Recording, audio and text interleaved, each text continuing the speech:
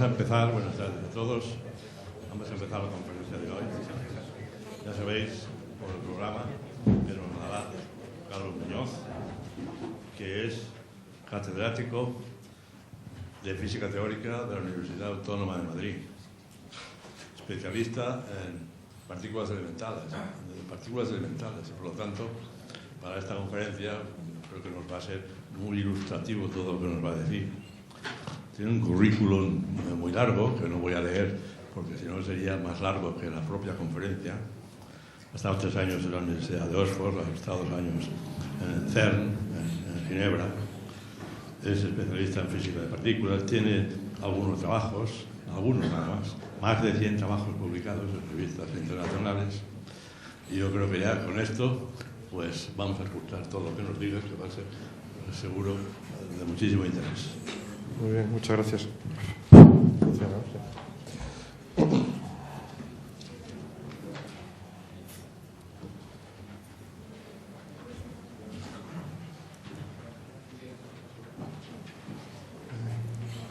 Bueno, se me oye bien con el micrófono, ¿verdad? Vale. Pues primero agradecer al profesor Atanasio y yo la invitación a dar esta charla en la Universidad Politécnica. Y en ella lo que voy a hacer es explicar desde el principio las ideas que tenemos hoy en día acerca de cómo está, de qué está hecho el universo. Entonces voy a resumir en esta primera transparencia lo que voy a contar a lo largo de la charla. La idea es que para entender la composición del universo hace falta conocer las partículas elementales que lo constituyen y las interacciones entre ellas. Y para hacer eso necesitamos primero saber entonces cuáles son las partículas, es decir, tenemos que hacer una lista de todas las partículas elementales existentes, de todas las interacciones que hay entre ellas, y al acabar de hacer esa lista, que lo haremos en un momento, nos preguntaremos si son todas las partículas elementales que están en esa lista las que realmente existen en el universo, o nos hemos dejado algunas hipotéticas partículas que podrían existir. Esto va a ser básicamente la primera parte de la charla, la mitad más o menos, un poquito más de la mitad, y después intentaré conectar esta idea de el tipo de partículas elementales que existen en el universo con uno de los problemas más importantes actuales, que es el hecho de que las observaciones astrofísicas indican que en el universo hay más materia de la que realmente vemos, es decir, más materia de la que vemos luminosa, como las estrellas, por ejemplo, ¿no? Esa materia se llama materia oscura, y entonces la pregunta es ¿de qué está hecha esa materia oscura? Es una pregunta que todavía no se sabe la respuesta, pero yo voy a explicar ciertas hipótesis para poder responder esa pregunta. Y por último, trataremos, evidentemente, una vez que tenemos hechas ciertas hipótesis sobre la constitución de esa materia oscura, pues se trata de detectarla, de confirmar esas hipótesis. Y lo cierto es que hay ahora mismo numerosos experimentos en todo el mundo que tratan de detectar la materia oscura. Entonces, todo esto es de lo que voy a hablar a lo largo de la charla. Y voy a empezar ya con el mundo de las partículas elementales. Y tengo que pedir disculpas porque las transparencias, bueno, son transparencias que he usado también en charlas en el extranjero y la verdad es que no he tenido tiempo para pasarlas a español, pero estoy seguro de que todos entendéis inglés perfectamente, ¿no? Y en cualquier caso yo iré explicando las transparencias, o sea que no hay problema, ¿no? Bueno, pues al principio del siglo XX había una cierta confusión, un cierto lío, porque había muchas cosas que parecían distintas, el calor, el magnetismo, la electricidad, la luz, rayos X, rayos ultravioleta, etcétera, etcétera, etcétera. Todo ese lío de cosas realmente acabó de ser resuelto por una teoría que se llama la electrodinámica cuántica y que fue formulada, acabó de ser formulada en el año aproximadamente 1949. Estas son las iniciales en inglés, Quantum Electrodynamics. Y la electrodinámica cuántica tiene 3 ingredientes básicos para explicar la interacción entre la luz y la materia, que son, hace uso de la mecánica cuántica, hace uso de la relatividad especial, que son 2 teorías ya estándar hoy en día, y por último, asume que las partículas son puntuales. Entonces, con estas 3, estas 2 teorías y esta asunción, se construye la electrodinámica cuántica. Por ejemplo, cuando decimos que dos electrones, como tienen la misma carga, se repelen, la electrodinámica cuántica nos explica por qué se repelen. Y la razón de que se repelan es que tienen que intercambiar información entre ellos para saber que tienen que repelerse. Y esa información se la intercambian a través de un fotón. Es decir, que los electrones emiten fotones, un electrón interacciona con el otro a través de un fotón y saben que tienen que repelerse. Esa es un poco la idea que hay. Es decir, que las fuerzas, lo que llamamos fuerzas, en realidad son intercambios de partículas que son los que transmiten la información de la fuerza. Eso es un proceso de choque, digamos, ¿no? Básicamente. Bueno, pues de esta manera es como se cuantizó lo que era el electromagnetismo clásico de Maxwell, que lo formuló en el año 1873. Es decir, la teoría clásica de Maxwell cuantizada viene a ser básicamente esta idea, ¿no?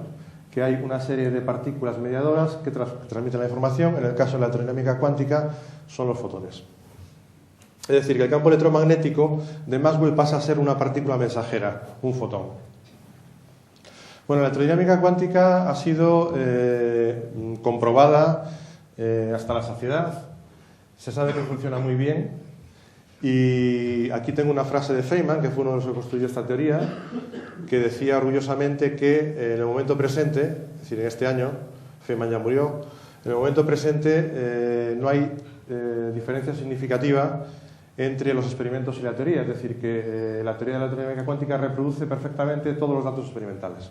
O sea que es realmente la teoría más exacta que se ha construido en ciencia. ¿De acuerdo? ¿Vosotros veis conmigo delante o...? ¿Sí? Entonces, simplemente comentar que no por construir la teoría, sino hubo mucha gente que construyó la electrodinámica cuántica, pero digamos, los que le dieron el toque final a esta teoría fueron estos tres científicos, Feynman, Schwinger y Tomonaga, y hicieron lo que se llama renormalizar la teoría, que es simplemente resolver ciertos problemas que tenían matemáticos, lo resolvieron y permitieron hacer cálculos en base a esa renormalización, y les dieron el premio Nobel en el año 65, 1965. Muy bien, entonces básicamente todos los fenómenos, o casi todos los fenómenos, o la mayor parte de los fenómenos que existen en el mundo se pueden explicar por la electrodinámica cuántica. Por ejemplo, todos los átomos, como sabéis, están hechos de un cierto número de protones y neutrones también, pero los protones en concreto están intercambiando fotones con los electrones que se mueven alrededor del núcleo. Entonces, eso es básicamente la idea de la electrodinámica cuántica. Si tenemos un protón dentro del núcleo, pues está intercambiando fotones con el electrón y esos fotones le transmiten la información al electrón de que tiene que moverse en determinada trayectoria. O sea, que es un poco como uno resuelve el funcionamiento de un átomo. Este sería, por ejemplo, el caso del átomo de hidrógeno, lo que ya he comentado. El electrón está a una cierta distancia del núcleo debido a la interacción electromagnética, es decir, al intercambio de fotones. Entonces, de esta manera, uno pues explica, como digo, la mayor parte de los fenómenos. Explica los gases, los metales, los aislantes, los cristales, las cosas duras, blandas, cosas coloreadas, todo tipo de cosas se explican en base al electromagnetismo, es decir, la electrodinámica cuántica. Sin embargo, no todos los fenómenos realmente se pueden explicar con la electrodinámica cuántica. Por ejemplo, ¿por qué los protones se mantienen dentro del núcleo a pesar de que se repelen de forma electromagnética, porque tienen la misma carga, ¿no? Aquí tenemos un núcleo formado por protones, los neutrones que son neutros, pero los protones deberían repelerse en principio.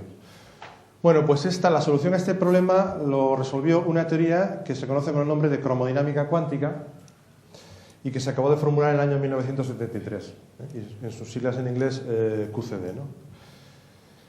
Y esta teoría nos dice que hay teoría que ya se ha comprobado, ¿no? Nos dice que hay un nuevo tipo de fuerza, además de la fuerza electromagnética, que mantiene unidos a los protones dentro del núcleo. Y eso es lo que se llama la interacción nuclear fuerte. Se llama fuerte porque la constante de acoplo es más fuerte que la constante de acoplo electromagnética. Y eso hace que venzan la repulsión la repulsión electromagnética, ¿no? La interacción nuclear fuerte. Por ejemplo, si tuviésemos un microscopio muy potente y pudiéramos mirar dentro de un protón, en realidad un protón no es una partícula elemental, sino que un protón realmente está formado por tres partículas elementales, que son lo que se llaman los quarks, que probablemente habéis oído hablar de ellos, ¿no? Entonces un protón está formado por dos quarks del tipo U, se llaman U por razones históricas, U es up en inglés, ¿no? Arriba, y un quark del tipo D, down, abajo, ¿no? En inglés. Entonces, como veis, los quarks tienen carga fraccionaria, los quarks del tipo U tienen carga 2/3, los quarks del tipo D menos 1/3, si sumamos todas estas cantidades nos queda la carga 1, que es la carga del protón, carga positiva. Es decir, que el protón realmente no es una bola con esta superficie que yo dibujo aquí, sino que realmente un protón no es más que estos tres quarks que están unidos. Y están unidos debido a la interacción fuerte. Aquí veis que he puesto una especie de muelles, evidentemente no son muelles. Lo que une a los quarks entre ellos son el intercambio de otra partícula elemental, que en este caso no son fotones, sino que son lo que se llaman gluones. Como sabéis en inglés, glue es pegar, pues los gluones, así se les ha llamado el nombre, ¿no? Porque pegan a los quarks dentro del protón, ¿no? Los mantienen unidos. Entonces, por ejemplo, si tenemos un quark U y un quark D, como aparecen aquí en el protón, intercambian gluones y los gluones le transmiten la información de que tienen que mantenerse unidos formando el protón. De esta manera, todos lo que se llaman hadrones, es decir, partículas que tienen quarks dentro, se pueden explicar. Es decir, hay muchas combinaciones posibles de quarks y entonces se pueden formar muchos hadrones posibles, hadrones que se crean en los laboratorios, dando la energía suficiente. Por ejemplo, bueno, por supuesto el neutrón que aparece dentro de los núcleos atómicos. El neutrón, la diferencia con el protón es que en vez de tener dos quarks del tipo U, tiene un único quark del tipo U y dos quarks del tipo D. Si ahora sumáis las cargas, 2/3 menos 1/3 menos 1/3 queda carga 0. Por eso el protón es neutro. Porque los quarks dentro del protón, la suma de las cargas es 0. Pero se pueden formar muchas más partículas no elementales, como por ejemplo los piones, los kaones, lambdas, sigmas. Todas esas partículas se han creado en los laboratorios. Bueno, pues por esta teoría, de nuevo mucha gente contribuyó a la cromodinámica cuántica. En particular, un científico que contribuyó muchísimo a la construcción de esta teoría fue Gell-Mann, y en base a ello le dieron el premio Nobel en el año 1969. También contribuyó Zweig, que en realidad junto con Gell-Mann fueron los dos que propusieron la idea de que existían los quarks. ¿De acuerdo? Ellos fueron los dos a los que se le ocurrió que existían unas partículas elementales llamados quarks que explicaban todos estos hadrones que podemos crear en los laboratorios. Curiosamente, Zweig no le dieron el premio Nobel porque a Gell-Mann se lo dieron no solamente por los quarks, sino por todo lo que hizo con respecto a la cromodinámica cuántica. Pero realmente es una historia curiosa porque Zweig, cuando hizo su teoría de los quarks, estaba trabajando en el CERN, en el Laboratorio de Física de Partículas que hay en Ginebra, y en aquella época, cuando uno escribía un artículo y lo quería mandar a publicar en una revista científica, pues no es como ahora que si estás trabajando en un laboratorio lo puedes mandar sin ningún problema. En aquella época tenía que pasar por un comité de laboratorio que se leía el artículo y daba el visto bueno o no lo daba. Si le parecía un artículo sensato o no le parecía un artículo sensato. Entonces Zweig escribió un artículo de muchas páginas precisamente con la idea de los quarks. Y al comité del CERN le pareció una idea insensata y entonces no le permitieron publicarlo.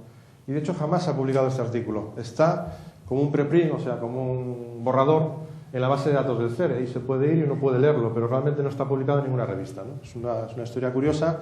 A Gell-Mann sí que publicó su idea, por supuesto, y en cualquier caso los dos tienen el mérito de haberse ocurrido que existían quarks, ¿no?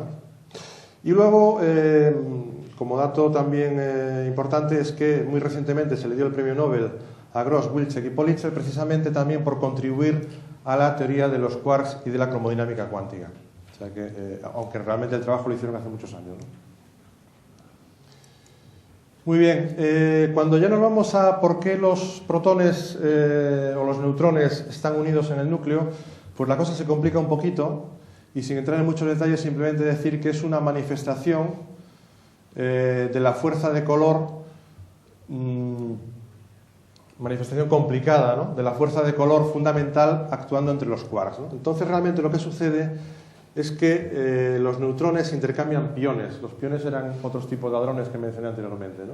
Que también están formados por quarks. Entonces, en vez de intercambiarse gluones, lo que hacen es intercambiarse piones, y esos piones llevan la información de que se mantengan unidos los neutrones o los protones, o los neutrones con los protones en el núcleo. ¿De acuerdo? Es un poco la idea, sin entrar en mucho detalle. El pión es una partícula que tiene masa, y como tiene masa, y es una masa en principio apreciable, bueno, apreciable para lo que es una partícula elemental, por supuesto, Ya veis que está en MeV, megaelectronvoltios, en unidades de masa pues son 10 a la menos 27 gramos, ¿no? Un MeV. Bueno, en cualquier caso, como es una partícula masiva, cuanto más masiva es la partícula que se intercambia, más corta es la interacción. En el caso de la electromagnética, como el fotón tiene masa cero, la interacción en principio puede llegar hasta el infinito. Pero en el caso de la interacción nuclear fuerte, al tener masa distinta de cero, es una fuerza de rango corto, es decir, que solamente actúa en el orden de 10 a la menos 12 centímetros, o sea, en el orden del tamaño del núcleo, básicamente. ¿De acuerdo? Fuera del núcleo no se siente ese tipo de fuerza. Bueno, entonces tenemos ya que la mayor parte de los fenómenos nucleares se pueden explicar en base a dos teorías, que son la electrodinámica cuántica y la cromodinámica cuántica. Por ejemplo, los fenómenos radiactivos, la desintegración radiactiva.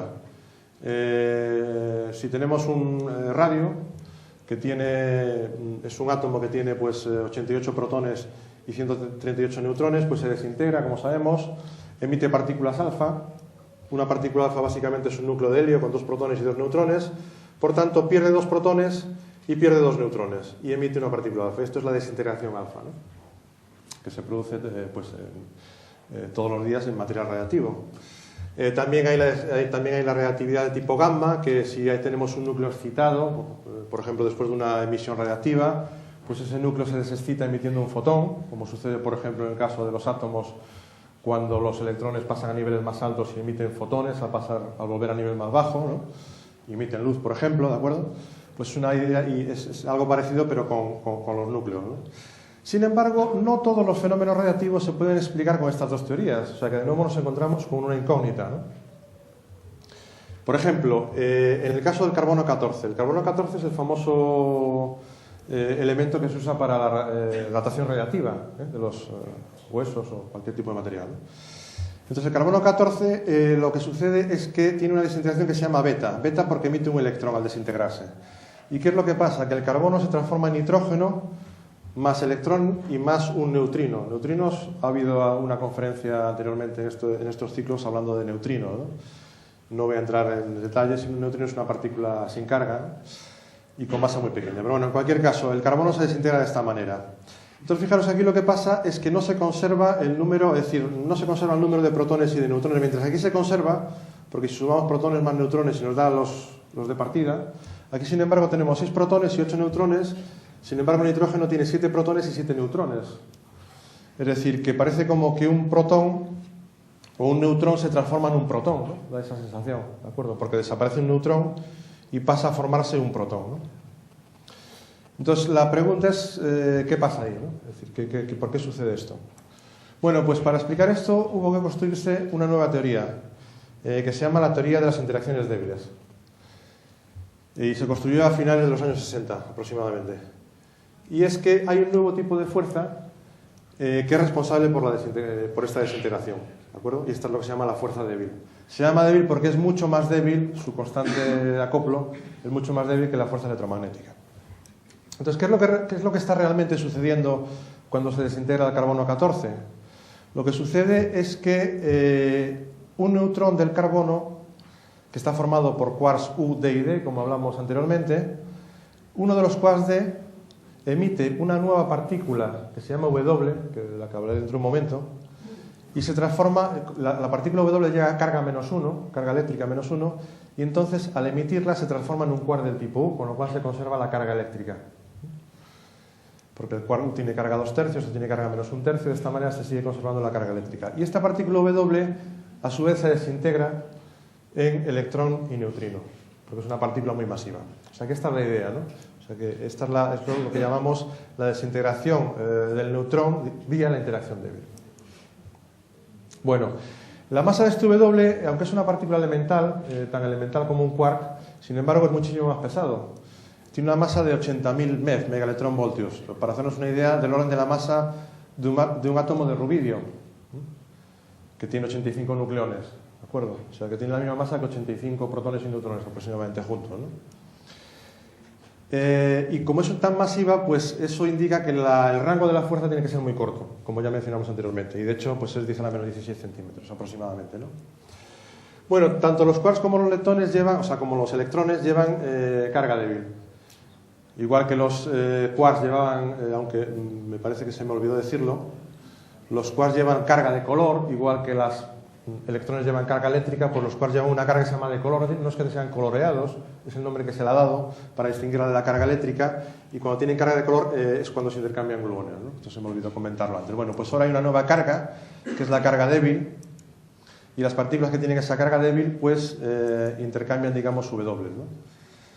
Y de hecho no solamente hay W como nuevas partículas elementales, sino que hay, bueno, hay el W negativo y el positivo, carga opuesta, y también hay otra partícula que se llama el Z, que es neutra, que también interviene en este tipo de procesos. Bueno, esta teoría se ha comprobado también en los laboratorios. Por ejemplo, se han lanzado neutrinos sobre neutrones y debido al intercambio de W con carga positiva, el neutrino se transforma en un electrón y el quark dentro del neutrón se transforma en un quark del tipo U, con lo cual el neutrón pasa a protón. Bueno, pues este tipo de interacciones, emisión de neutrinos contra protones, contra neutrones y transformación en electrones y protones, se ha observado en los laboratorios. También se ha observado este proceso en el cual el neutrino interacciona con el protón vía un Z0 que mencionábamos anteriormente. Es un proceso más complicado de ver, pero se ha conseguido ver en los laboratorios, ¿no? Es decir, que esta teoría está comprobada. Lo que se hizo, cuando se hicieron estos experimentos, no se pudo producir estas partículas ZW libres, sino, como veis, simplemente se producen mediando la interacción. Pero no se ve como tal un W libre, ¿no? O un Z libre. En cualquier caso, a los tres científicos que construyeron esta teoría, la teoría de las interacciones débiles, que eran dos americanos, Glashow y Weinberg, y un pakistaní, Salam, pues le dieron el premio Nobel por la teoría en el año 1979. A los científicos experimentales, estos eran teóricos y se les ocurrió esta teoría, bueno, porque había ciertos hechos experimentales que no encajaban y bueno, acertaron, ¿no? Y luego a dos científicos experimentales, Carlo Rubbia, italiano, y Van der Meer, holandés, que de hecho es ingeniero, no es físico, les dieron el premio Nobel en el año 84 porque a estas personas se les dieron el premio Nobel porque se había detectado este tipo de procesos, a pesar de que no se habían visto de forma... no se habían detectado los Z y los W, solamente, digamos, esta interacción de esta manera, ¿no? Sin embargo, como funcionaba perfectamente, pues consideró que era correcto y que existían estas partículas y que había que darles el premio Nobel, ¿no? Bueno, pues todos los científicos experimentales se les ocurrió cómo poder producir los W y los Z en el laboratorio, ¿de acuerdo? Y de hecho lo hicieron en base a choques entre protones y antiprotones, y de esos choques salían W y Z. Crear antiprotones es muy complicado porque el antiprotón es como el protón pero con carga opuesta, y el antiprotón con cualquier material que interaccione se destruye. Toda la antimateria siempre se destruye al interaccionar con la materia. Entonces, este señor Van der Meer, el ingeniero, se le ocurrió cómo producir antiprotones y almacenarlos, es decir, almacenarlos para luego lanzarlos contra los protones y que produjesen los W. O sea, que era un procedimiento muy complicado y por eso se le reconoció con el premio Nobel, ¿no? Y luego, recientemente, en el año 99, pues también se le dio el premio Nobel a dos holandeses, Toff y Bellman, porque fueron los que construyeron la estructura matemática de esta teoría. Es decir, dieron un poco las matemáticas de esta teoría que estaba formulada sin entrar en detalles matemáticos complicados. Ellos establecieron las matemáticas que había que usar y cómo se podían hacer cálculos. Y esos cálculos son los que se usan y con los que se comprueban todo este tipo de experimentos, ¿no? Muy bien, entonces, para enseñaros un poco cómo se pueden producir los W y los Z, pues comentaros que hay un laboratorio en Ginebra que se llama el CERN, es un laboratorio de física de partículas que probablemente hayáis oído hablar en la prensa y en las televisiones, etc. Y es el acelerador de partículas más grande del mundo. Y en el año 89 se construyó este acelerador que se llamaba LEP, es decir, Large Electron Positron Collider, es decir, acelerador gigante de electrones-positrones, ¿no? El positrón es la antipartícula del electrón, como el electrón pero con carga opuesta. Bueno, el LEP tenía una circunferencia de 27 kilómetros y la clave es que era capaz de acelerar, sometiendo a campos electromagnéticos las partículas que iban por él, acelerar electrones y positrones hasta que tuviesen unas energías muy altas, energías cinéticas, ¿de acuerdo? Muy altas, ¿no? Y entonces de esa manera se podían crear estas partículas. El mecanismo es simplemente la ley de la fórmula de Einstein, de que materia y energía son equivalentes. Entonces, si conseguimos que los electrones y los positrones tengan una energía cinética enorme, muy grande, pues en base a esta fórmula, si la velocidad es muy grande, es muy próxima a la velocidad de la luz, pues entonces la energía que va a tener estas partículas es enorme y por tanto esa energía se va a poder transformar en materia. Porque básicamente la energía cinética de las partículas chocando se transforma en materia. Y se crean nuevas partículas. Y nuevas partículas más pesadas que las partículas originales. Porque un electrón pesa 0,5 MeV, mientras que un W pesa 100.000 MeV. Es decir, 200.000 veces más, ¿no? Exactamente pesa 80.000 MeV, o sea, 160.000 veces más, ¿no? Muchísimo más pesada. Sería como si hiciéramos chocar, no sé, dos coches de 1 tonelada cada uno y produjéramos 2 camiones de 80.000 toneladas cada uno. Bueno, 2 camiones serían 200 jumbos, ¿no? Para conseguir 80.000 toneladas, ¿no? Básicamente es un poco la idea, ¿no? Bueno, pero esto es lo que se hizo precisamente en este laboratorio, en el LEP, y entonces se pudieron producir estas partículas y se pudieron estudiar y observar y estudiar sus características. También mencionar que la física que uno estudia estas energías tan enormes es la que existía en el universo después del Big Bang. Es decir, en concreto, cuando el universo tenía una antigüedad de 10 a la menos 10 segundos, ¿no? Era la energía que había en el universo y se podían crear de forma sencilla W en esa época del universo. Bueno, aquí podéis ver esta es una fotografía aérea de lo que es el acelerador, el LEP, en Ginebra. Aquí no se ve muy bien en la transparencia, pero esta es la frontera por aquí abajo sigue, entre Francia y Suiza, ¿de acuerdo? Y esto es por donde está el acelerador, que como ya he dicho antes, mide 27 kilómetros de longitud.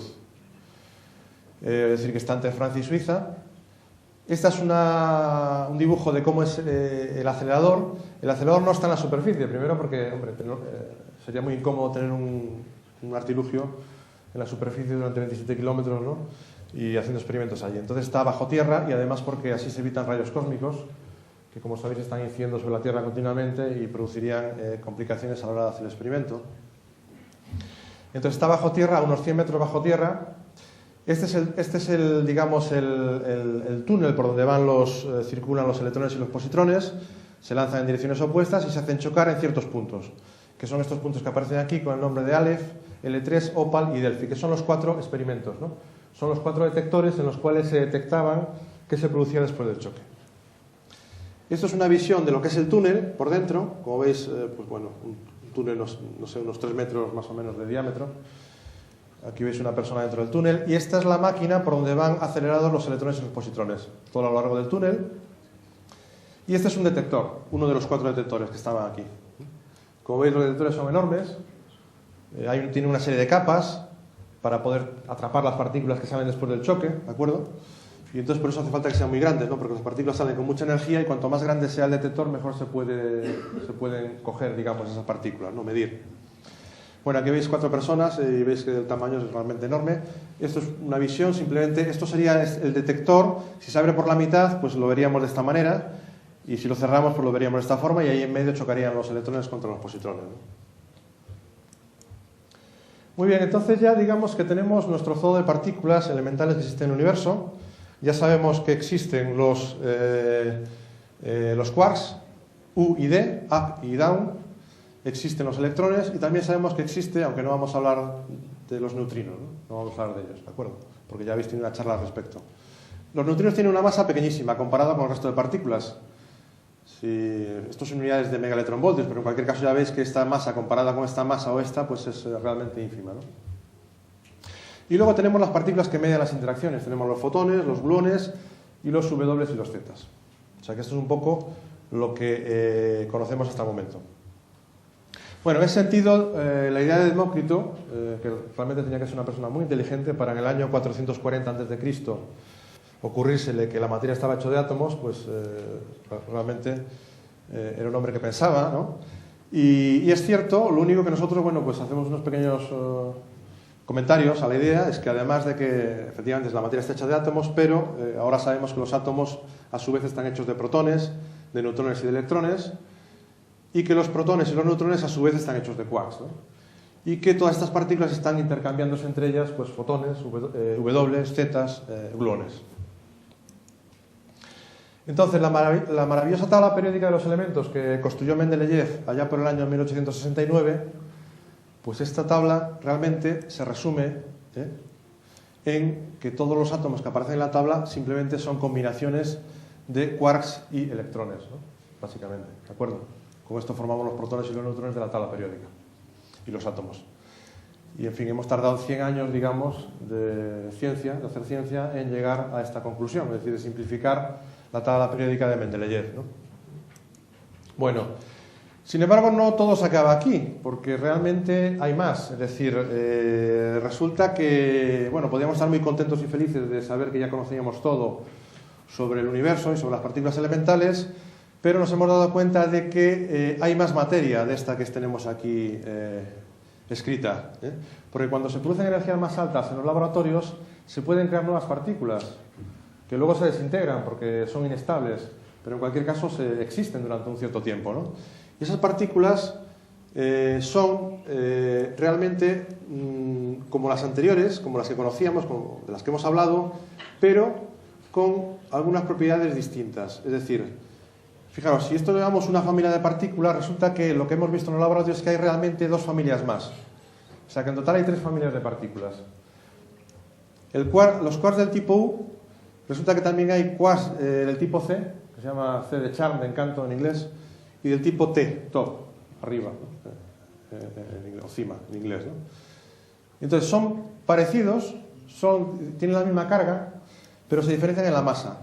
Es decir, mientras que este pesa 5, en las unidades que sean, este pesa 184.000. O sea, la masa realmente, la diferencia de masa es tremenda, ¿no? Y los dos son partículas elementales. Y lo mismo pasa con los D. Con los quarks D resulta que también hay quarks extraños, strange, S, y quarks bottom, ¿no? Fondo. Y luego los electrones también hay otras 2 familias, los muones y las partículas tau. Entonces, y bueno, y luego también hay 3 familias de neutrinos. Entonces, nos encontramos con este hecho, y en realidad hubo 2 científicos japoneses a los cuales le dieron el premio Nobel este año, porque a ellos se les ocurrió en el año 72 predecir que deberían existir 3 familias de partículas, por una serie de argumentos teóricos que no vamos a contar, pero se les ocurrió que deberían existir 3 partículas, lo publicaron en un artículo, y gracias a ese artículo ha recibido el premio Nobel este año, ¿no? El año pasado. Bueno, aquí realmente es un tema misterioso. Nadie sabe por qué existen 3 familias de partículas, porque realmente con esto sería suficiente, ¿no? Con esto está hecha toda la materia que existe en el universo, básicamente, ¿de acuerdo? Los protones que tenemos en nuestro cuerpo, los neutrones, etcétera, etcétera, los electrones están hechos con esta materia. Entonces realmente no se sabe por qué la naturaleza ha escogido que haya 3 familias de partículas. Y eso es un tema que la gente está investigando, y hay teorías, pero todavía no se sabe cuál es la teoría correcta de por qué razón existen 3 familias de partículas, ¿no? Y además no solamente eso, sino que también existe otra partícula que quizá hayáis oído hablar de ella, y que se llama el bosón de Higgs. ¿Habéis oído hablar del bosón de Higgs? Levantad la mano los que han oído hablar del bosón de Higgs. Sin miedo, que no os voy a hacer ninguna pregunta. Vale, bueno, pues como 10 personas, ¿no? Bueno, pues el bosón de Higgs aparece por todas partes, porque el bosón de Higgs es una partícula que también es muy masiva, con una masa parecida a la del W. Bueno, se piensa que debe ser muy masiva porque no se ha visto, pero es una partícula que sirve para encajar toda esta teoría que tenemos de física de partículas, y básicamente el bosón de Higgs lo que hace es darles masa al resto de partículas, ¿de acuerdo? Por un mecanismo en el que no voy a entrar porque es un poco complicado de explicar, pero el bosón de Higgs contribuye a generar la masa de las partículas elementales. Por eso es tan importante el bosón de Higgs, y por eso se quiere descubrir, porque si se descubre, entonces confirma la teoría que explica de dónde surgen las masas de las partículas, ¿de acuerdo?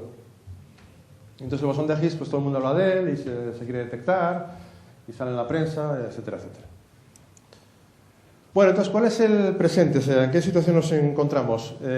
Nos encontramos en la situación en que hemos construido lo que se llama el modelo estándar de la física de partículas elementales, que se basa en 3 teorías: la cromodinámica cuántica, la teoría débil y la electrodinámica cuántica.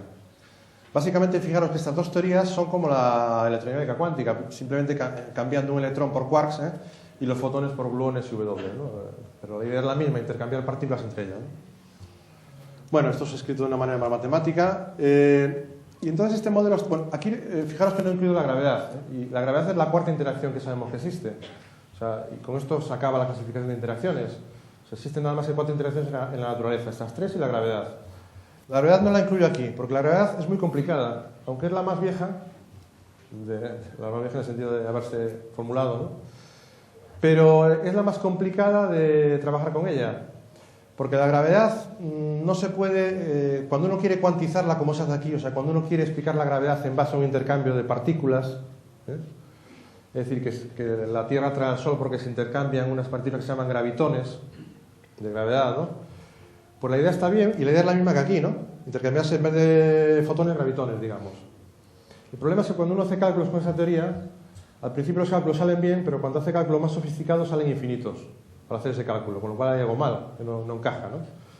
Y entonces la teoría gravitatoria es la única que todavía no se ha sabido explicar en ese sentido, o sea, cuantizar, ¿de acuerdo? Existe la teoría clásica de Einstein, la relatividad general, pero cuando uno quiere cuantizarla, como se ha hecho con las demás teorías, como se ha hecho con el electromagnetismo, hemos pasado de Maxwell a la electrodinámica cuántica, pues no hemos conseguido pasar de la relatividad de Einstein a una teoría cuántica. Entonces, bueno, en cualquier caso hay muchos científicos investigando en ese tema y en algún momento dado podremos escribir aquí, digamos, de alguna manera unir la gravedad con el resto de interacciones en el sentido de que también sea cuántica, ¿no? Bueno, en cualquier caso lo que quería comentar aquí con respecto a estas tres interacciones es que se basan en, cuando uno formula estas teorías, tiene que formular que las ecuaciones que construye tienen que ser invariantes, tienen que tener una determinada simetría, ¿de acuerdo? Y esa invariancia se llama invariancia Gauge, ¿eh? Para los que habéis estudiado el electromagnetismo es invariante Gauge, ¿de acuerdo? Y invariancia Gauge quiere decir que si pasamos el fotón a ser un fotón más algo, más una derivada de una función, etcétera, pues la teoría no cambia, ¿eh? La fórmula matemática no cambia, esa es básicamente la idea. Bueno, cuando ya nos metemos con electrones y demás partículas, quarks, pues también hay que hacer un cambio de pasar de electrones a electrones multiplicados por una función, y en cualquier caso uno hace eso y la fórmula matemática no cambia. Entonces tiene una invariancia, y eso es la invariancia Gauge, ¿de acuerdo? Así es como se construyen estas teorías. O sea, que si uno no supiese nada de estas teorías, si uno le dijese, bueno, pero construye una teoría que tenga invariancia Gauge, pues construiría la teoría y le saldrían esas tres teorías. Un poco esa sería la idea, ¿no? Bueno, en cualquier caso, el modelo estándar funciona fantásticamente bien, ¿eh? Funciona en la práctica, no hay ningún hecho experimental que contradiga el modelo estándar. Todo lo que se hace en los laboratorios funciona bien, los quarks están ahí, los W están ahí, etcétera, etcétera. Funciona fantásticamente bien. También mencionar que el modelo estándar, pues claro, también explica un poco la evolución del universo, es decir, desde que se produjo el Big Bang, por ejemplo, como comenté antes, a la temperatura de 10 a la menos 9 segundos, pues había W que se creaban de manera sencilla porque había la energía suficiente. Luego la energía fue disminuyendo, la temperatura fue disminuyendo, las fuerzas de color, es decir, la interacción fuerte empezó a ser importante. O sea, toda la evolución del universo se puede explicar usando las partículas elementales. Bueno, entonces digamos que de alguna manera parece como que estuviese cerrado ya el tema, es decir, como todo funciona bien, explicamos la evolución del universo, los experimentos que hacemos coinciden con la teoría, con los resultados, pues apaga y vámonos, ¿no? Es decir, todo se acabó. Pero bueno, como los físicos de partículas tenemos que hacer algo para no aburrirnos, ¿no? Pues vamos a especular un poquito. Entonces, vamos a ver qué especulación hacemos, ¿no? Entonces, la especulación es la siguiente. ¿Podría ser que existieran otras partículas que todavía no hemos detectado? ¿Podría ser? Igual que pensábamos que había una familia de quarks y resulta que hay tres familias. Bueno, pues para responder a esta pregunta uno debería irse a lo que decía antes de simetría, ¿no? Porque las simetrías son importantísimas en física y entonces sabemos que las leyes de la física moderna son invariantes bajo ciertas simetrías, bajo la relatividad especial, por supuesto, de Einstein, y bajo las transformaciones Gauge que mencioné hace un momento. Las dos invariancias están siempre en cualquier teoría, fórmula matemática que hagamos nosotros, ¿no? Entonces a unos señores se les ocurrió hace ya bastantes años construirse otra simetría que le llamaron supersimetría, o se llama ahora supersimetría, ¿no? SUSI en abreviatura, que se propuso pues en los años 70 por un equipo de rusos, dos equipos de rusos, digamos, dos rusos en este artículo y otros dos rusos en este otro artículo, año 72, y por un alemán y un americano. Entonces construyeron esto lo que ahora se llama supersimetría. Entonces, ¿en qué consistía esta supersimetría? Bueno, pues dijeron, vamos a ampliar nuestras simetrías de la naturaleza. Vamos a suponer que cuando construimos nuestra fórmula de matemáticas, en las fórmulas matemáticas, bueno, bosones son las partículas de spin entero y fermiones las partículas de spin semientero, ¿no? Fermiones como los quarks y bosones como los fotones, por ejemplo, ¿no?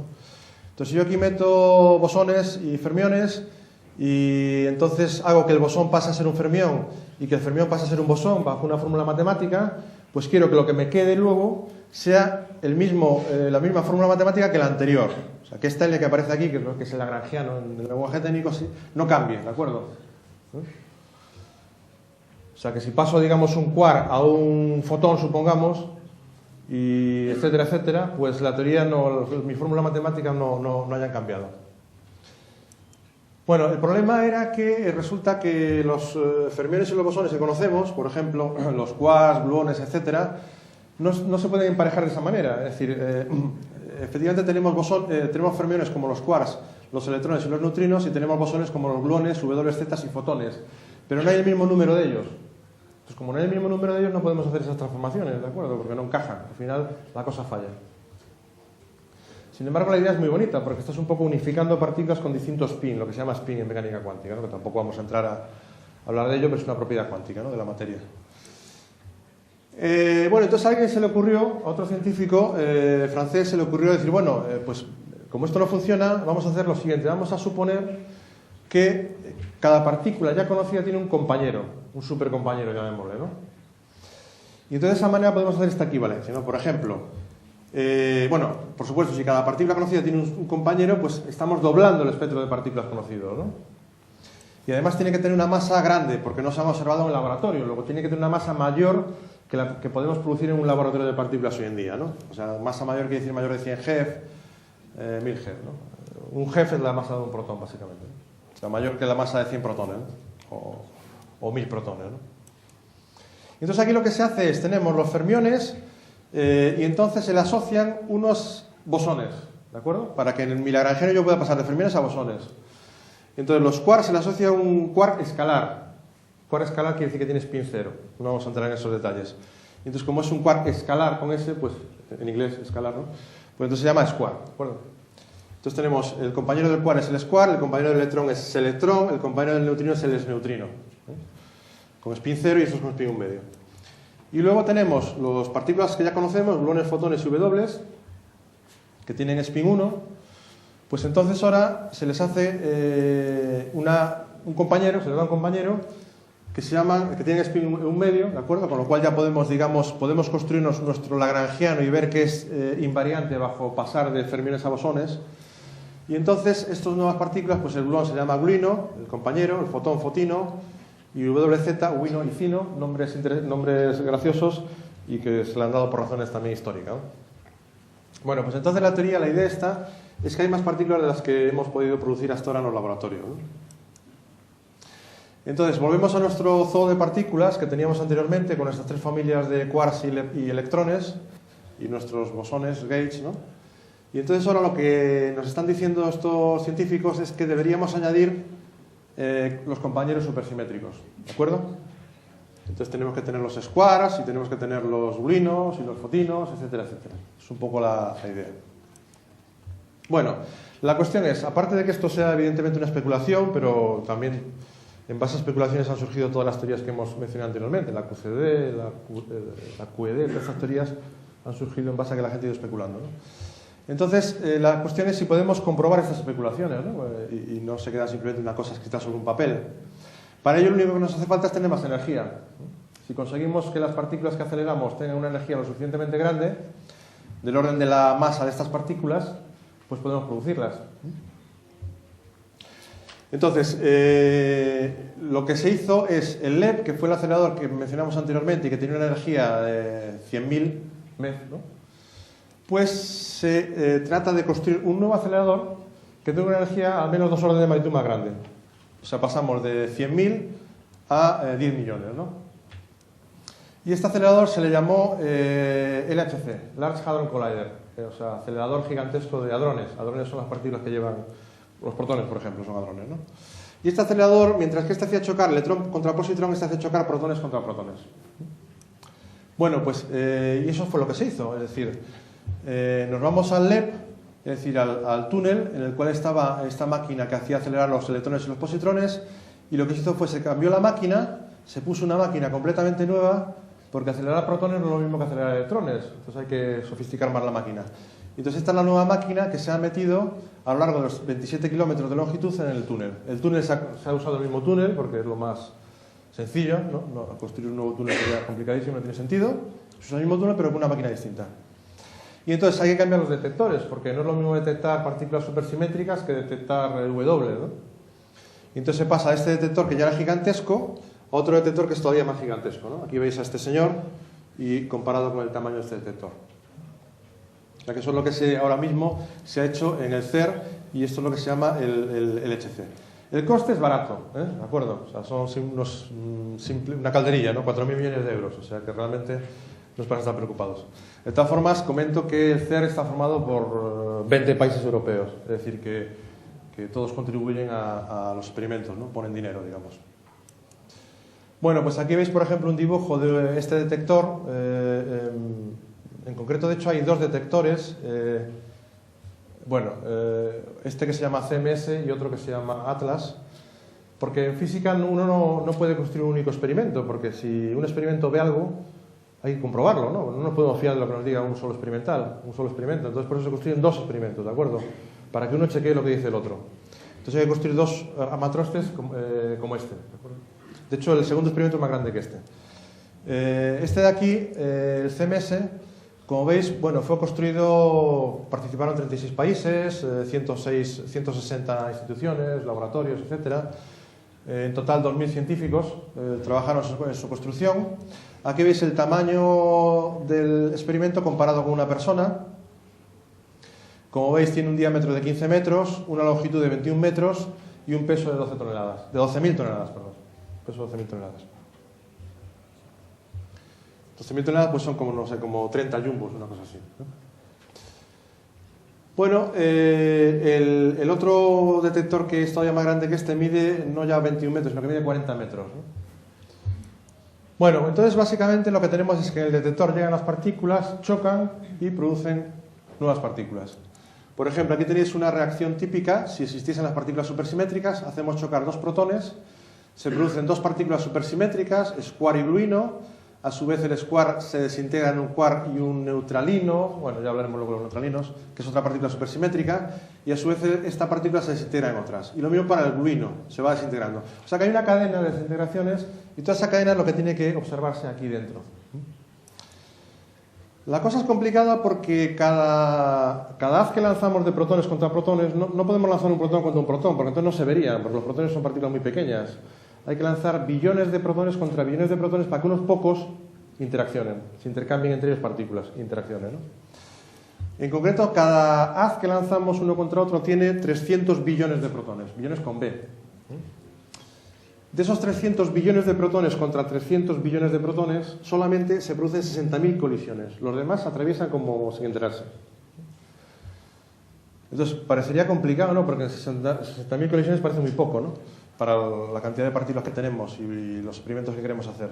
Pero resulta que los protones, como están acelerados casi a la velocidad de la luz en el acelerador, pues en esos 27 kilómetros realmente lo que hacen es, cada segundo dan 10.000 vueltas. Entonces, bueno, 60.000 multiplicado por 10.000 resulta que tenemos cada segundo 600 millones de colisiones. Y como digo aquí, eso hay que analizarlo. O sea, esos 600 millones de colisiones hay que analizarlas, ¿de acuerdo? Es un experimento muy complejo. Y para eso se ha construido lo que se llama hasta la red GRID, que quizá hayáis oído hablar de ella, que interconecta ordenadores en distintos puntos del mundo para poder analizar la cantidad de información que vamos a recibir del LHC. El LHC empezará a funcionar probablemente a finales de este año. Empezó a funcionar hace unos meses, pero hubo un problema técnico y entonces lo han apagado otra vez y ahora lo volverán a encender, ¿no? Después de arreglar el problema técnico. Bueno, entonces, ya digo, se tratará de detectar estas partículas supersimétricas, pero no solamente eso, igual descubrimos nuevas partículas que se les han ocurrido, ¿no? Pero también queremos detectar el Higgs, ¿de acuerdo? Entonces aquí tenemos el Higgs, ¿no? Este señor de aquí es Peter Higgs, o sea, porque el bosón de Higgs viene del nombre de este señor, ¿no? Y entonces aquí está el hombre visitando, como veis ya es bastante mayor y esperemos que descubran pronto el Higgs para que le puedan dar el premio Nobel, ¿no? Y no fallezca antes de ello, ¿no? Aquí lo veis que está visitando el acelerador, de hecho uno de los detectores cuando todavía estaban en construcción. Entonces la vida de Higgs tiene que haber sido curiosa, ¿no? Porque es un señor que él escribió un artículo donde proponía un mecanismo para generar masas para las partículas. El referí que recibió el artículo, o sea, el evaluador que vio el artículo, le dijo que bueno, que era muy teórico, que por qué no sacaba una conclusión práctica. Entonces él dijo que, bueno, que quizá de su mecanismo se implicaba que debería haber una nueva partícula en la naturaleza, ¿no? Y entonces a raíz de eso todo el mundo empezó a llamar a esa partícula el Higgs, ¿de acuerdo? Entonces es una vida curiosa, ¿no? Porque, por ejemplo, no sé, tú, por ejemplo, ¿cómo te llamas el apellido? Lozano, ¿no? Pues imaginaos que durante 40 años, porque esa teoría se construyó en los años 60 y pico, durante 40 años este señor está oyendo que hay que detectar el Lozano, ¿no?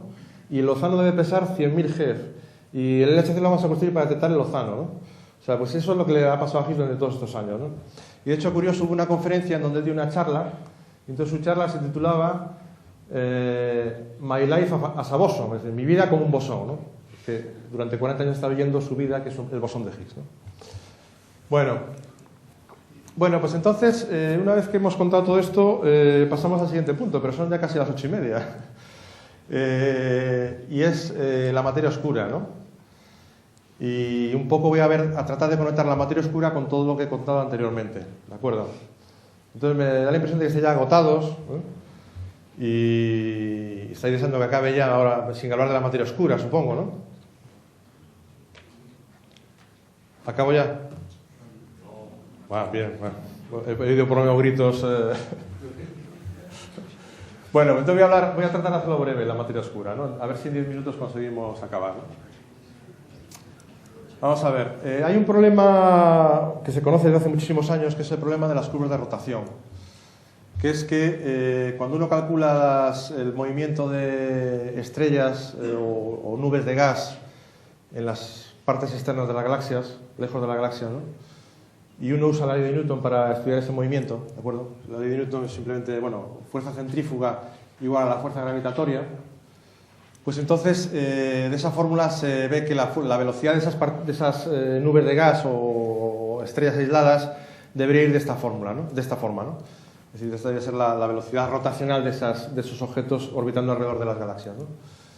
Entonces, claro, si esos objetos están a una distancia muy grande comparado con la parte luminosa que se ve de las galaxias, las estrellas, ¿no? Están muy lejos de esa parte luminosa, pues entonces a esas distancias tan grandes, la masa que hay dentro de ese radio es constante, es la masa de la galaxia, ¿de acuerdo? O sea, es una masa constante. Entonces, digamos que la fórmula anterior se transforma en que la velocidad rotacional debería decrecer como 1 partido por la raíz cuadrada de la distancia de esos objetos. Esto es la ley de Newton, esto no es mecánica cuántica ni nada por el estilo. Pero resulta que los astrónomos no ven eso. Los astrónomos lo que ven es algo muy distinto. Resulta, bueno, aquí he puesto la imagen óptica de esta galaxia, que es la galaxia M33, que está en nuestro grupo local, y aquí he puesto la gráfica que han medido los astrónomos, ¿no? Entonces ven que esto es la distancia al centro galáctico, ¿de acuerdo? Y esta es la velocidad de esos objetos que vemos lejos, de esas nubes de polvo o estrellas que están muy lejos de esa galaxia, ¿no? Y entonces lo que uno esperaría para distancias muy grandes con respecto al centro galáctico, de esta fórmula, es que la velocidad decreciese, ¿no? Siguiendo esta ecuación. Pero realmente lo que ven los astrónomos, y estos son datos experimentales, es que la velocidad aumenta y llega un momento que se hace plana, prácticamente. O sea que llega a ser de 100 y pico kilómetros por segundo. Y entonces lo que se llama el problema de las curvas de rotación. De hecho se llama el problema de las curvas de rotación plana, ¿no? Porque ya digo que lo que observamos no coincide con el cálculo teórico. Bueno, y esto no es que se haya observado en una galaxia, se ha observado en miles de galaxias, ¿de acuerdo? Este efecto. O sea que no es una cosa anecdótica. ¿Qué solución puede haber? Bueno, pues una posibilidad es asumir que hay materia no luminosa entre las galaxias y fuera de las galaxias y por todas partes, ¿no? Y esto lo propuso un astrónomo suizo, Zwicky, en el año 33, o sea, hace más de 70 años. Es decir, que este problema ya viene de muy lejos, el problema de estas curvas. Y bueno, esta es una foto de este señor que ya falleció, por cierto. Y aquí, bueno, él propuso que debería existir esa materia, y esa materia es lo que se llama hoy en día materia oscura, ¿no? Que es un nombre muy poético y bastante bonito. Entonces, bueno, es una materia que por supuesto tiene interacciones gravitacionales, porque medimos esa interacción gravitacional, pero no tiene interacción electromagnética porque no podemos verla. Bueno, si esa materia se distribuyera, aumentase con el radio, pues justamente aquí saldría R partido por R constante, que es lo que queremos obtener, una velocidad constante, ¿no? Que es lo que observan los astrónomos. Bueno, la hipótesis realmente no es tan extraña, ¿eh? Si nos fijamos si recordamos que que se predijo la existencia de Neptuno debido al movimiento irregular de Urano, ¿de acuerdo? Eso fue como se descubrió Neptuno, pues esto es un poco la misma idea, ¿de acuerdo? Las curvas de rotación planas es el indicio de que debe haber más materia, ¿no? De hecho, cuando uno hace el cálculo se encuentra con que debería haber, o sea, con que el 85% de la materia total del universo es oscura, el 85%. Bueno, esto, como mucha gente comenta, pues es otra revolución copernicana, ¿no? Es decir, ya no solamente no es que no seamos el centro del universo, sino es que además no estamos hechos de lo que la mayor parte de la materia está hecha. Nosotros estamos hechos de quarks, de protones y neutrones, y luego veremos que eso no puede ser la materia, bueno, no puede ser la materia oscura en concreto. Afortunadamente la Inquisición ya no tiene la fuerza que tenía en la época de Galileo, ¿no? Pero por eso podemos hablar de estas cosas libremente, ¿no? Pero esa es la situación, ¿no? Bueno, entonces hay que buscar candidatos a materia oscura, porque la materia oscura tiene que ser partículas, no puede ser nada más raro ni misterioso, ¿no? Y entonces hay que buscar candidatos. Los candidatos es que el problema que hay es que la materia ordinaria, es decir, de la que hemos hablado hasta ahora, de protones y neutrones, formando los átomos, todo lo que hemos comentado en la primera parte de la charla, o por ejemplo esta materia formando gas, o esta materia formando lo que se llaman los machos. Machos todos sabéis lo que son, ¿no? Aparte de los machos ibéricos, ¿no? Hay otros machos que son lo que los científicos de forma jocosa llaman machos porque son Massive Compact Halo Objects, ¿no? O sea, objetos masivos compactos que se encuentran en el halo. Es cierto que se han detectado, por ejemplo, planetas tipo Júpiter, ¿no? O estrellas de neutrones, ¿de acuerdo? Pero, o sea, esto podría ser parte de la materia oscura. Pero hay una serie de resultados teóricos hay una teoría que explica, digamos, la cantidad de materia que existe en el universo, y con esa teoría se explica muy bien el helio, el deuterio y el litio que existe hoy en día, ¿no? Que se mide, ¿de acuerdo? Con lo cual, y esa teoría nos dice que realmente toda esta cantidad de materia no puede ser la que forme la materia oscura, no es suficiente, tiene que ser muy poca comparada con la que hace falta para materia oscura. Además, también se han observado machos, se han observado, pero no son suficientes, ¿de acuerdo? No son los que realmente harían falta. Es decir, que hacen falta otros candidatos para materia oscura. ¿Qué otros candidatos tenemos? Bueno, pues tenemos el neutrino, ¿no? Porque todos los demás los hemos ya descartado. Ni electrones, ni quarks no sirven. Tenemos el neutrino. El neutrino, bueno, podría ser un candidato, pero resulta que tiene una masa pequeña. Es cierto que hay millones de neutrinos, o sea, hay 100 neutrinos por centímetro cúbico en el universo, ¿de acuerdo? Eso se sabe. Pero su masa es muy pequeña, es 10 a la menos 6 veces la masa del electrón. No es suficiente para que sea la materia oscura. Hace falta objetos mucho más masivos. Además, los neutrinos no sirven para formar bien las galaxias. Si fuese la materia oscura, las galaxias se formarían y serían demasiado jóvenes y sabemos que son más viejas, ¿de acuerdo? Con lo cual los neutrinos también están descartados. Bueno, pues entonces el único candidato que teníamos en nuestro modelo estándar no funciona. Entonces la cuestión es que tenemos que hacer algo, y ese algo es ir más allá del modelo estándar de la física de partículas, ¿de acuerdo? Hay que ir más allá, hay que proponer algo nuevo. Y ese algo nuevo es una nueva partícula que tiene que tener unas propiedades muy concretas para que sea la materia oscura. Tiene que ser estable, porque se ha producido en el Big Bang y todavía existe hoy en día, luego tiene que ser estable. Tiene que ser neutra, porque si fuese cargada habría cotas observacionales que estaría ya, se habría observado ya, digamos, ¿no? Y además tiene que reproducir la cantidad exacta de materia oscura que vemos, o sea, ese 85% del que hemos hablado, ¿no? Bueno, entonces lo que se puede hacer el cálculo teórico es coger una partícula que tenga interacciones débiles, acordaros de la teoría de interacciones débiles de la que he hablado hace un momento. Si tiene una masa que sea del orden de 100 veces la masa del protón, eso es lo que se llama un WIMP, ¿no? Wild Interacting Massive Particle, bueno, la abreviatura. Entonces, una partícula con interacciones débiles y con esta masa podría servir para reproducir estas características. O sea, para que fuese, podría servir para producir la cantidad adecuada de materia oscura. Bueno, pues como ya sabemos lo que son las partículas supersimétricas, nos podemos plantear si las partículas supersimétricas servirían, ¿no? ¿De acuerdo? Y entonces nos vamos a nuestra tabla de partículas supersimétricas, y aquí hay una partícula que es el compañero de Z, que llamamos cino. Y entonces resulta que el cino es un candidato para materia oscura. Es un candidato primero porque es estable, porque en ciertos modelos supersimétricos es la partícula más ligera y eso quiere decir que es estable. No vamos a entrar en los detalles de por qué. Además tiene interacciones débiles por construcción, ¿no? Porque está relacionado con la interacción débil, ¿de acuerdo? Y su masa es del orden precisamente de la adecuada.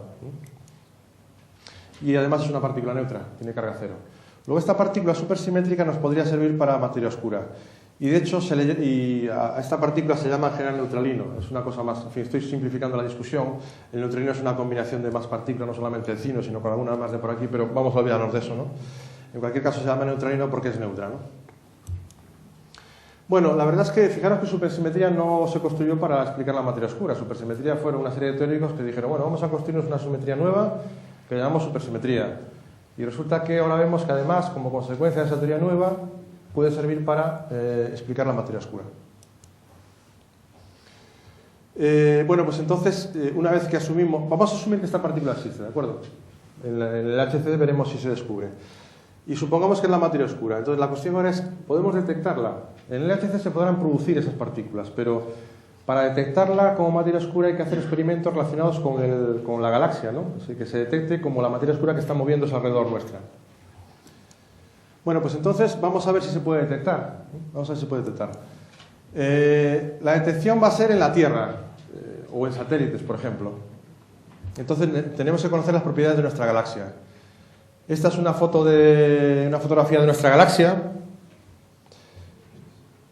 Es una broma, ¿no? Porque no hay nadie que pueda salirse para sacar una foto de la galaxia. Es una galaxia muy parecida a la nuestra, es una galaxia espiral, Y aquí vemos un dibujo de lo que es nuestra galaxia. Aquí estamos nosotros en una esquinita a 8 y pico kiloparsecs del centro galáctico, ¿no? Entonces tenemos que saber cuánta materia oscura hay en esta zona, porque ahí es donde la vamos a detectar alrededor del Sol.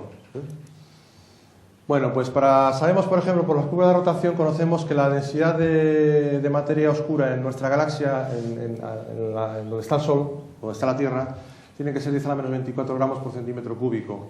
Eso aproximadamente es como si hubiese un protón por centímetro cúbico, ¿no? La densidad que hay. También conocemos la velocidad con la que se mueven las partículas de materia oscura, porque básicamente la misma velocidad con la que se mueve el Sol alrededor del centro galáctico. Son alrededor de 200 y pico kilómetros. Vamos a poner 100 para ajustar los números. Y entonces podemos hacer el cálculo del flujo de la cantidad de partículas de materia oscura que están chocando contra la Tierra. Si hacemos el cálculo veremos que aproximadamente hay 100.000 partículas por centímetro cuadrado y por segundo. O sea que en cada centímetro cuadrado de nuestra piel, ahora mismo, nos están atravesando por segundo 100.000 partículas de materia oscura. Interaccionan muy débilmente, es interacción débil, con lo cual la mayoría de ellas nos atraviesan, ni se enteran. Algunas, muy pocas, chocan con los núcleos, pero muy poquitas. Entonces, esas poquitas que chocan con los núcleos es las que vamos a usar para detectarlas. No con nuestra mano, pero sí con un cristal. Tenemos un cristal, llega una partícula de materia oscura, choca con un núcleo, el núcleo se retrocede. Al retroceder calienta el material o lo ioniza, es decir, produce una serie de fenómenos que se pueden medir experimentalmente, ¿de acuerdo? Y la partícula de materia oscura pues sigue su camino después de chocar, ¿no? Bueno, entonces lo que se trata es de ver este núcleo que está retrocediendo en el experimento. Fijaros que como la interacción es débil, el número de eventos que se producen es muy pequeño. Es decir, prácticamente se producen entre 0,01 y un evento por día y por kilogramo. Por tanto, cuanto más kilogramos pongamos, mejor, ¿no? Porque más eventos podremos medir. Además, la energía con la que chocan es relativamente pequeña. La energía de la materia oscura es del orden de 100 kiloelectronvoltios, es una energía bastante pequeña. Fijaros, por ejemplo, que los rayos cósmicos que chocan continuamente contra nosotros chocan con energías del orden del kiloelectronvoltio o incluso más grandes del megaelectronvoltio, ¿no? Un mega son 1000 kilos. Y hay más de 100 eventos por kilogramo y por día. O sea, que es muy complicado, tiene que ser experimentos muy sofisticados para discriminar lo que es el choque de materia oscura con lo que es un choque de rayo cósmico, ¿no? Bueno, y para daros una idea de estos experimentos, aquí veis a este señor que es un experimental y que está justamente construyendo uno de los detectores que hoy en día están funcionando. Bueno, de hecho este ya ha terminado de funcionar y han construido otro nuevo, ¿no? Pero bueno, este nos sirve bien para darnos la idea. Este está colocando aquí un cristal. Este cristal en el que se va a detectar el choque. Es un cristal de ioduro de sodio en este experimento concreto. Y este cristal es muy bueno para detectar lo que se llama centelleos, o sea, luz, emisión de luz prácticamente debido al choque de la partícula de materia oscura. Bueno, pues aquí la está colocando en una cámara de cobre para que no incidan los rayos cósmicos, en fin, hay que tener cuidado con eso. Y aquí veis que ya ha puesto 3 detectores, 3 cristales. Y en total, este experimento tiene 9 cristales, más o menos cada uno tiene como 10 kilos y pico. Luego es un experimento de 100 kilos de material. Este experimento se puede realizar en una habitación como la de donde dormís vosotros. O sea, el tamaño no hace falta, no es como el LHC, que es un experimento gigantesco. Esto es un experimento relativamente fácil en cuanto a espacio de hacerlo, ¿no? Bueno, esa es la detección directa. Esos experimentos se están haciendo hoy en día. Incluso hay un experimento que clama que ha detectado el choque de la materia oscura, pero es un resultado controvertido porque hay otros experimentos que no lo confirman, ¿de acuerdo? Entonces, la cosa está que todavía no sabemos realmente si se ha detectado o no la materia oscura, ¿no? Hay otras formas también de detectarla, no solamente de forma directa, y con esto acabo, sino también de forma indirecta. Es decir, en vez de detectar directamente el choque, lo que se puede hacer, otra cosa es, por ejemplo, la materia oscura está pasando a través del Sol y de la Tierra.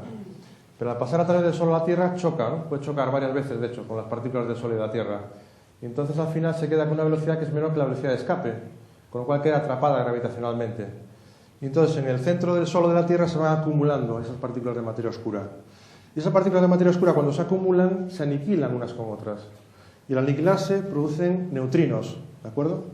Y esos neutrinos, por ejemplo, vienen desde el Sol o de aquí dentro de la Tierra, chocan contra la roca y producen otras partículas que se llaman muones, de las que ya hemos hablado antes, ¿no? El muón es como el electrón, pero más pesada.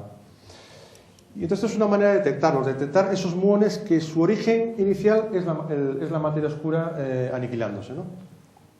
Bueno, pues hay experimentos que se hacen bajo el agua. Por ejemplo, Antares, que es un detector que tiene de superficie 10.000 metros cuadrados, está en el mar Mediterráneo. Estos son los detectores que están colgados. Y aquí básicamente lo que miden es radiación Cherenkov, o sea, la luz que producen las partículas al moverse a velocidades grandes en el agua, esos muones. Y en el futuro se está construyendo uno nuevo que tiene un tamaño todavía más grande, 2 órdenes de magnitud más grande, 1.000.000 de metros cuadrados.